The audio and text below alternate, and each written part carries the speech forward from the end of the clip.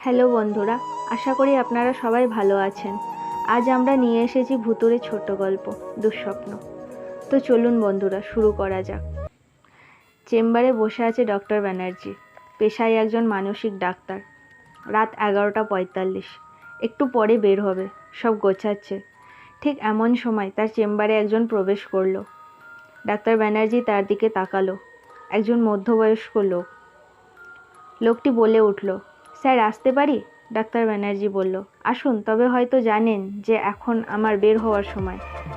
লোকটি বলল, আমি খুব বিপদগ্রস্ত। আমি শুনেছি আপনি এই দেশের প্রথম সারির তরুণ মানসিক ডাক্তারের মধ্যে একজন, তাই আপনার কাছে আসা। ডাক্তার ব্যানার্জি একটু ভেবে বলল, আচ্ছা বলুন, কি সমস্যা? লোকটি ডাক্তার ব্যানার্জির সামনে চেয়ারে বসলো। লোকটি হালকা হাঁপাচ্ছে। তারপর বলা শুরু করলো, আমি সুব্রত, আমি একজন ব্যবসায়ী। আমার সমস্যা, আমি অনেক দিন ধরে একটা স্বপ্ন দেখি, বলা চলে দুঃস্বপ্ন। আমি এজন্য ঘুমাতে পারি না। ঘুমালেই সেই স্বপ্ন, সেই ভয়ানক দৃশ্য আমার সামনে আসে, আমাকে তাড়া করে। স্বপ্নে আমি দেখি আমি একা একটা অন্ধকার জায়গায় দাঁড়ানো। তারপর আস্তে আস্তে আমি পা ফেলিয়ে হাঁটতে থাকি। তখন হাঁটতে হাঁটতে আমি একটা কবরস্থানে চলে আসি। কবরস্থানটা বাস্তবে আমার বাড়ির থেকে 400 মিটার দূরে। স্বপ্নে আমি কবরস্থানে যাই, দেখি সেখানকার সব ফলক ভাঙা। আমি সেই কবরস্থানের ভেতর দিয়ে হাঁটতে থাকি। হাঁটতে হাঁটতে একবারে শেষ মাথায় চলে আসি। দেখি সেখানে কবরের পাশে একটা লিভার।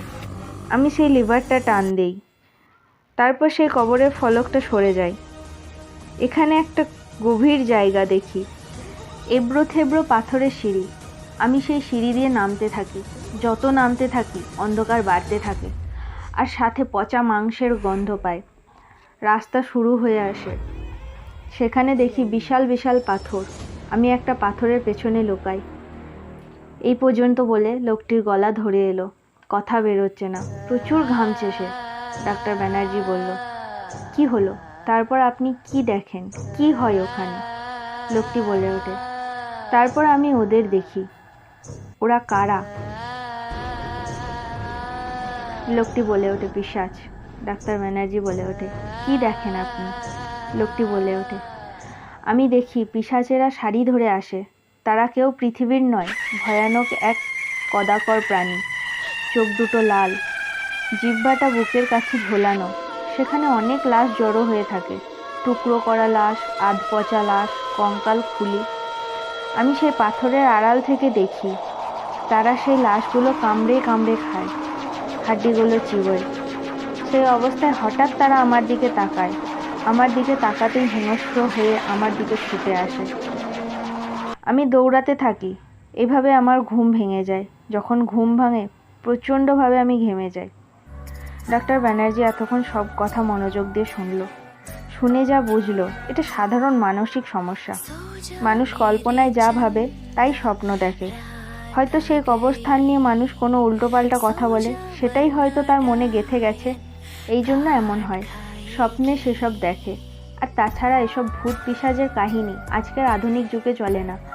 ডক্টর ব্যানার্জি বলল, দেখুন, আমার মনে হয় আপনি স্ট্রেসে থাকেন।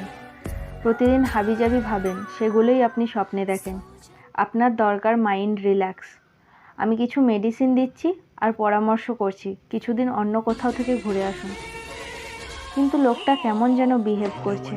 সে বারবার বলেই চলেছে যে সেগুলো নিছক কোনো স্বপ্ন না, সেগুলো সত্য। ডক্টর ব্যানার্জি এবার বলল, আচ্ছা ঠিক আছে, আমি বুঝতে পারছি আপনার মনের থেকে ভয়টা দূর করতে হবে। এই জন্য দরকার রাতে আপনি কবরটায় যাবেন আর নিজের চোখে দেখবেন যে সেখানে কিছু নেই, সব আপনার অবচেতন মনের কল্পনা। আর আমি যাব আপনার সাথে। সেই লোকটা বিদায় নিল। ডক্টর ব্যানার্জি চেম্বার কাল বন্ধ, তাই ভাবলো কাল যাওয়া যাক। সে কবরস্থান দেখবে, একই সাথে তার এই রোগীর ভয়ও ভাঙাবে। পরের দিন রাত 12টা, ডক্টর ব্যানার্জি আর সুব্রত কবরস্থানের বাইরে দাঁড়ানো। শীতল বাতাস বয়ে চলছে, শকুনের ডাক পরিবেশটা ভয়ানক করে তুলেছে। ডক্টর ব্যানার্জি লোহার গেটটা ঠেলে ভেতরে প্রবেশ করলো, সাথে সুব্রতও। সুব্রত সামনে হাঁটতে লাগলো। ডক্টর ব্যানার্জি টর্চ ধরে পেছন পেছন আসছে। কবরস্থানের শেষ মাথায় চলে আসলো। হ্যাঁ, কবরটার গায়ে একটা লিভার দেখলো। সুব্রত বলল, বলেছিলাম না, সত্য এসব, নিছক স্বপ্ন নয়। ডক্টর ব্যানার্জি বলল, আরে এটা তো এমনি একটা রড বের হয়ে লিভারের মতো হয়ে আছে। আচ্ছা আমি টান দিই, দেখবেন কিছুই হবে না। এই বলে ডাক্তার ব্যানার্জি রডটা ধরে নিচে টান দিল।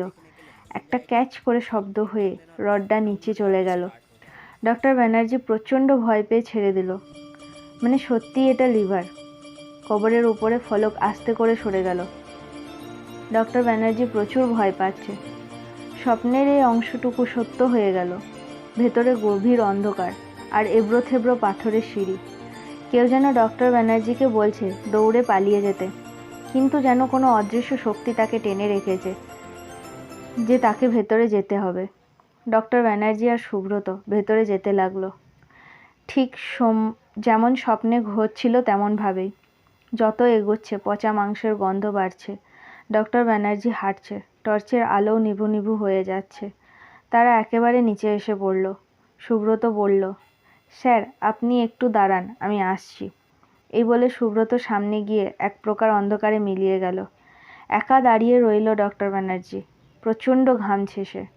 কয়েকটা ইঁদুর দৌড়ে গেল তার পায়ের ফাঁক দিয়ে। ডক্টর ব্যানার্জি হঠাৎ আওয়াজ পেল। একসাথে অনেকজন জোরে পা ফেলিয়ে আসছে, আর প্রচণ্ড হাসির আওয়াজ। ডক্টর ব্যানার্জি পাথরের ফাঁক থেকে মাথা আলতো করে বের করলো। ডক্টর ব্যানার্জি দেখছে অনেকগুলো পচা লাশ, নাড়ি ভুঁড়ি, কঙ্কাল। সেখানে দাঁড়িয়ে আছে সুব্রত। সে পচা নাড়ি ভুঁড়ি চিবানো শুরু করলো, আর সাথে সারি সারি কদাকর প্রাণী আসলো। সবাই একসাথে সেই পচা লাশের স্তূপে ঝাঁপিয়ে পড়ল। ডক্টর ব্যানার্জি বমি আসছে। হঠাৎ সুব্রত পেছন ফিরল। তার চোখ লাল। একই সাথে বাকি পিশাচগুলোও ফিরল। মনে হলো সুব্রতও একজন পিশাচ। ডক্টর ব্যানার্জি তার সর্বশক্তি দিয়ে দৌড় দিল। দৌড়াচ্ছে, পেছন ফিরবে না সে, তবে একসাথে শত শত পায়ের আওয়াজ আসছে, শুনতে পাচ্ছে সে। ডক্টর ব্যানার্জি দৌড়াচ্ছে, এবড়ো থেবড়ো সিঁড়ি দিয়ে উঠছে। ওই তো দরজা খোলা। দ্রুত বের হয়ে আসলো, লিভারটা টেনে দিল। ফলক বন্ধ হয়ে গেল।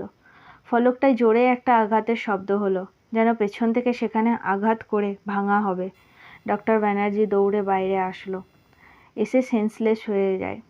ডক্টর ব্যানার্জি এখন পাগলা গারদে।